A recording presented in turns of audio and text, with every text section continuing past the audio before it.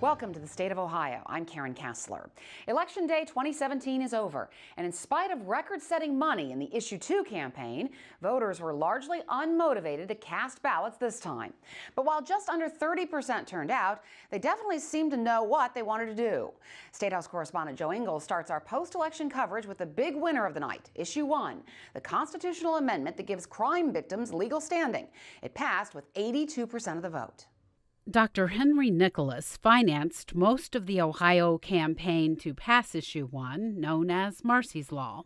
It's named for his sister, who was killed by her boyfriend in 1983. Nicholas flew in from California to be with supporters of Marsy's Law as the results came in on election night, and he seems surprised at its overwhelming passage. Holy crap, we did it. What a win. Nicholas said passage of this issue gives crime victims guaranteed rights. Ohio crime victims have been both enabled and elevated within our system of justice. Enabled with fundamental rights now protected within the Ohio State Constitution, the right to be notified, the right to be present, and the right to be heard in any dispute that involves them as a victim. You're elevated now to have a standing within the criminal court of law. Longtime advocates for crime victims were elated and surprised by the huge support for the issue. So many of us survivors and advocates have survived on faith and hope. Faith that our experiences and struggles would not be in vain, and hope that other crime victims would not face the same injustices that we had faced, and hope that one day that we would have a criminal justice system that was truly fair and balanced, and that day has come, and that day has come big. Ohio now becomes the 6th state to adopt Marsy's Law.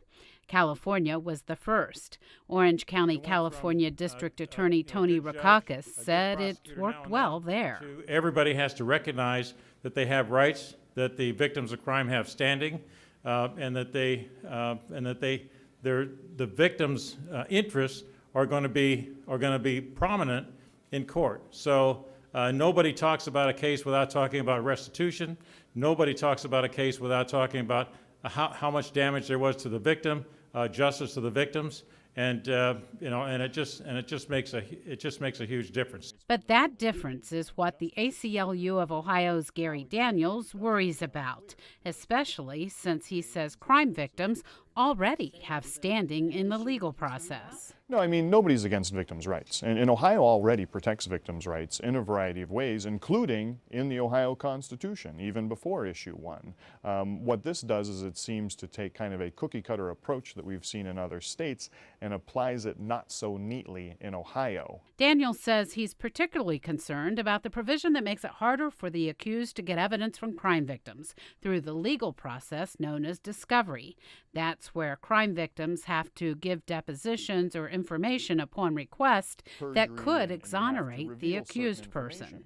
Well, now, as many people read this, crime victims will not have to answer any depositions, any questions, any kind of discovery requests whatsoever. So it becomes a very one-sided affair when the justice system should be all about balance on both sides, the accuser and the accused. And keep in mind, we're talking about people who haven't been convicted of a crime. They've been accused of a crime. And when people ask me, what's the worst case scenario here? Well, we have a shameful history of the death penalty here in Ohio, including 9 exonerations just in Ohio from death row. Daniels fears this will add to the problem of getting a fair and speedy trial in Ohio. He disagrees with Marsy's Law backers, who say accused people can still get the evidence they need to prove their innocence. The way that the ballot initiative is written, and because it's so vague and it's so broad, that remains to be seen. The ACLU isn't the only group that opposed Marsy's Law. So did the Ohio State Bar Association, the Ohio Association of Criminal Defense Lawyers, and the Ohio Association of Prosecuting Attorneys, though some individual prosecutors did support it. The Ohio Public Defender was opposed as well. But none of those people or groups spent money to fight the $6 million campaign to pass it. Daniels said it's a matter of time before provisions of the new amendment end up in court. Until then, the court of public opinion will prevail. Jo Ingles, Statehouse News Bureau.